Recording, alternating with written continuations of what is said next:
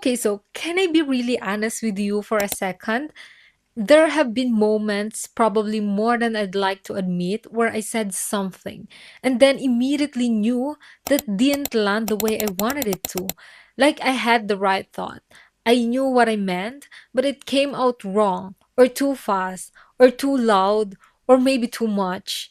And the worst part, I'd watch how people responded or didn't respond, and something in me just felt small. Not because I wasn't smart, not because I didn't have something valuable to say, but because I hadn't learned how to carry my words yet. And nobody really teaches you this. Nobody sits you down and says, hey, the way you speak is either building your presence or quietly eroding it every single day. So that's what today is. This is what conversation, the one I really wish someone had me sooner. So, hi, welcome back, or welcome if you're new here. I'm so glad you're here for this one because honestly, this might be one of the most useful things we've talked about on this channel. Today, we're getting into 10 eloquence habits, and I want to be super clear about what I mean by eloquence because this is not about speaking like a TED talk. It's not about having a big vocabulary or sounding formal or performing confidence you don't feel. Eloquence to me is just this, saying what you mean in a way that people actually received it. It's the art of communicating with presence, with intention, with a kind of quiet grace that makes people feel like, okay, I need to pay attention to her. And here's what's wild, it's not really about talent, it's about habit. These are things you can literally start practicing today in your next conversation, in your next voice memo, in your next meeting. So let's get into it. And the first habit, and honestly, maybe the most transformative one on this whole list, is learning to pause before you speak. And I know that sounds so simple, almost too simple. But just stay with me here. Most of us, when we are in a conversation, are doing this thing where we're thinking about what we're going to say while the other's still talking. We're not really listening. We're queuing up. And the second there's a bit of silence, we feel it immediately. But here's the thing about that. When you respond instantly all the time, it signals something. It signals that your words are kind of automatic, reactive, like you haven't really processed. But when you pause, even just for 2 or 3 seconds, something shifts.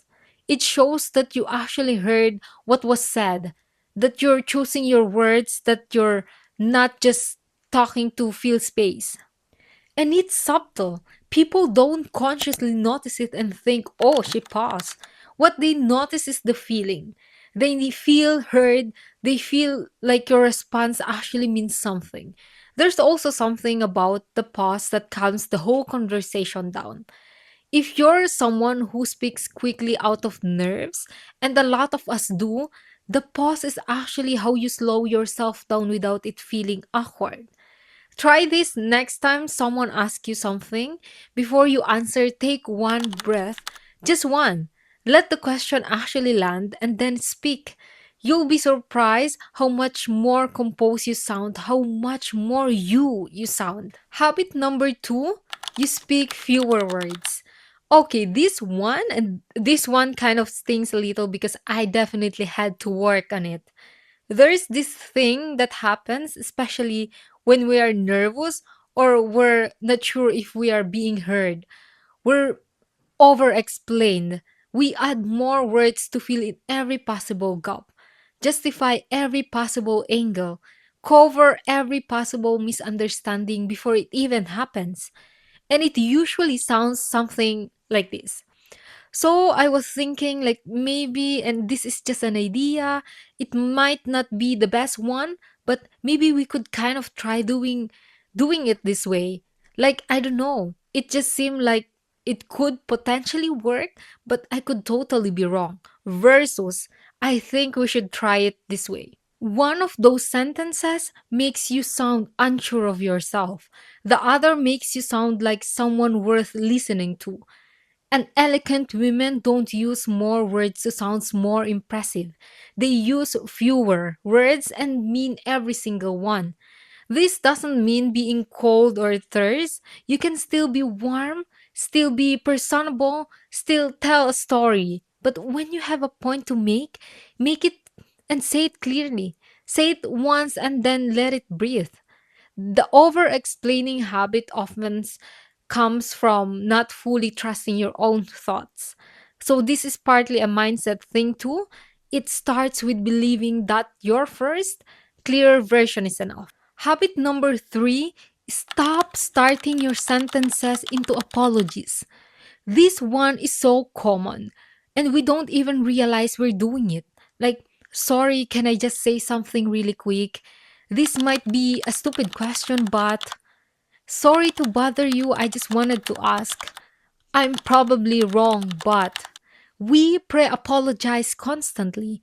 We soften the fact that we're taking up space before we've even taken it up yet.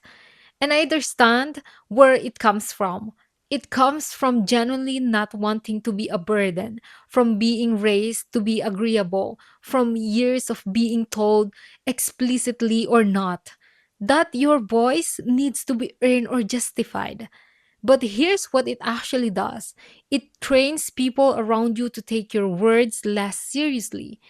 When you begin with an apology, you're literally telling people before you've said anything that you're about to say might not matter. The fix is not to be brash or dismissive.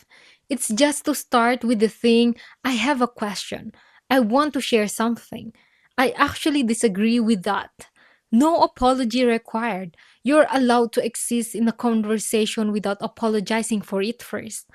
This one of those habits that feels uncomfortable at first because it can feel like you're being rude or too forward. You're not.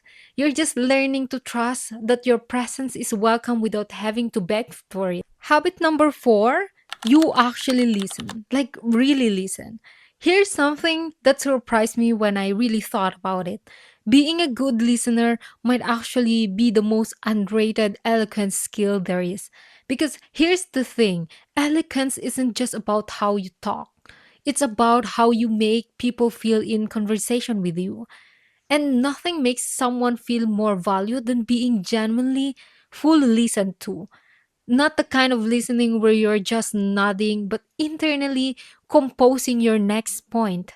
Not the kind where you're waiting for a gap to speak, really listening, where you're tracking what they said, noticing what they didn't say, picking up on how they said it.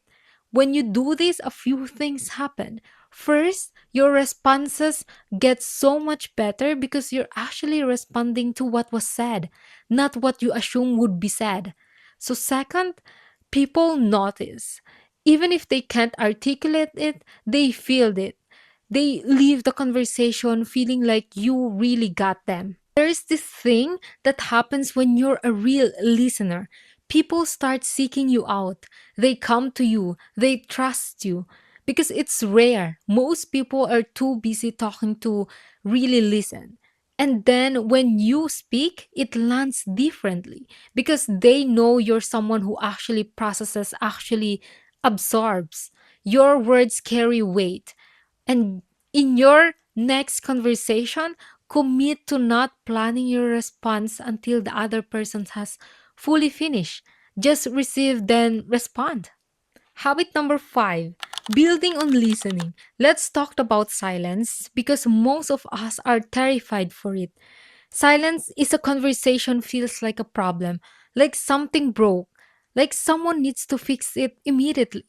So we rush to feel it, sometimes with words that actually serves us, sometimes with laughter, sometimes with anyway so, to move on quickly. But silence is actually one of the most powerful things you can use in a conversation. When you say something meaningful and you don't feel the silence after it, you let it sit. You're giving that thing you said room to exist, room to land. You're not diluting your own point by immediately following it with more words. And when someone else is speaking and they pause, and you don't rush to feel it either, they often continue. And what comes out in that second wave is usually more honest, more real than what they said first. Silence also signals self possession, that you're not performing or scrambling, you're just present. And that is magnetic. Try sitting in silence comfortably for a bit longer than feels natural. You don't need to fill every space. Let the room breathe a little. Habit 6. You match your energy to the room, not the other way around. Okay, so this one is subtle but really important. There's a version of being articulate that's just loud, high energy, lots of gesture, very on. And for some people, that's genuinely natural, great. But a lot of us perform that energy because we think that's what presence looks like. So we amplify ourselves. We get a little louder in groups, a little more on, a little more performative. And what actually happens is the opposite of what we want. People feel like they're being talked at, not talked to. Eloquent women don't perform presence, they bring it quietly and calmly. When you walk into a room and you're centered, your voice is measured, your pace is deliberate. You're not rushing or overcompensating. The room actually comes to you energetically. People lean in rather than you having to reach for them. This is that soft, grounded energy that people often describe as there's something about her without being able to pinpoint it. It's this quality of being fully present without being loud about it. Practically, this means noticing when you're performing versus genuinely connecting. Noticing when you've sped up because you're nervous. Noticing when you're saying more than you need to because you're trying to hold people's attention rather than trusting you already have it. Habit number 7, you choose your words with intention. Language is so powerful, like genuinely so much more powerful than we treat it on a day to day basis. The words you choose, not just in the big conversations, but in the small ones too, in your texts, in how you talked about it yourself, they shape how people experience you and they shape how you experience yourself. Some swaps that matter more than you might think. Instead of I'll try, I will, or I won't, the word try is a soft hedge. It leaves the door open for failure before you've even started. Instead of I feel like maybe, I think, or I believe, it sounds small, but it's the difference between almost asserting and actually asserting.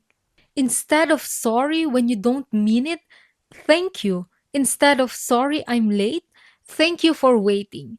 Wildly different energy. And in how you describe your ideas, instead of this might not make sense, but just say the idea. Trust it. You don't have to completely overhaul your vocabulary, but start noticing the edges, the qualifiers, the words that you use to make yourself smaller before you've even said the thing, and start removing them one at a time. Habit number 8, you speak about others with restraint. This one is about character more than communication, but it shows up in how people perceive you, so I had to include it. When you speak about other people, especially people who aren't in the room, the way you do it reveals a lot about who you are. We all vent, we all process. That's human and that's fine. But there's a difference between processing and just talking badly about people casually. Gossiping not because you have something to work through, but because it's a social habit, a way to bond, something to talk about. And here's the thing that I've noticed: when someone speaks about others with cruelty or constant criticism, you start to wonder, what do they say about me when I'm not there? Restraint in this area isn't about being fake or not having opinions. It's about choosing not to spend your words tearing down people who aren't present to respond.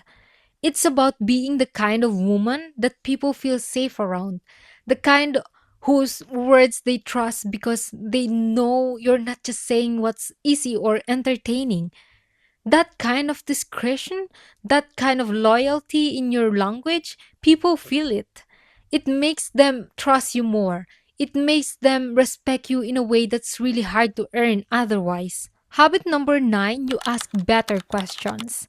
One of the most elegant things you can do in any conversations is ask a really good question.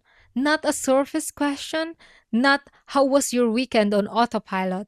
A real question that shows you were listening, that you're curious, that you actually want to know. What made you decide to do that? Or how did that feel when it happened? What do you think you'll do differently next time? So when you ask questions like that, people light up because you just showed them that you were paying attention, that they matter enough for you to want to go deeper. It also does something really interesting for your eloquence because it takes the pressure off you to always be the one performing. Great conversation isn't a monologue, it's a dance. And knowing when to ask rather than tell is one of the most sophisticated social skills there is. And honestly, asking good questions makes you seem incredibly intelligent because intelligent isn't just knowing things, it's knowing what to ask. Habit number 10, you speak consistently, even when you think no one important is listening. Last one, and I want you to really sit with this one.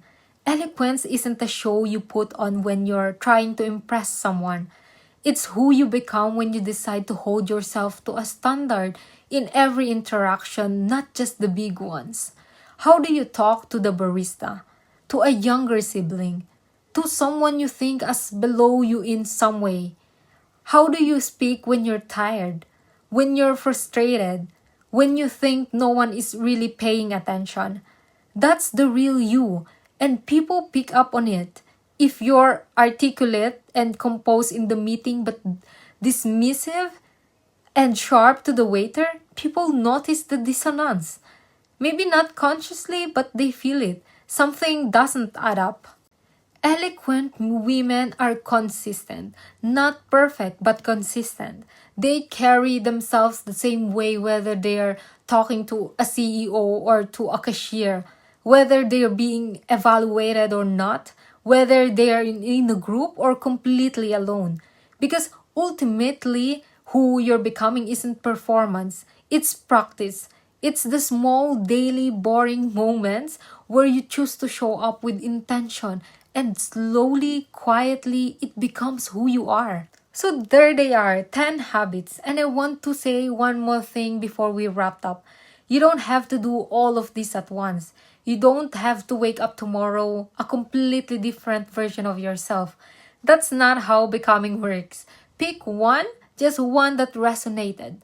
The pause, the fewer words, the apology thing, whatever called to you most, and just notice. Start by noticing, see where you're already doing it, see where you're not. Be curious about it rather than critical. Because this whole thing, eloquence, communication, presence, it's not about becoming someone else. It's about removing the layers of habit and conditioning that are covering up the version of you that's already clear, already grounded, already worth listening to. She's already there. We're just bringing her to the surface. Okay, I'll see you in the next one. Bye.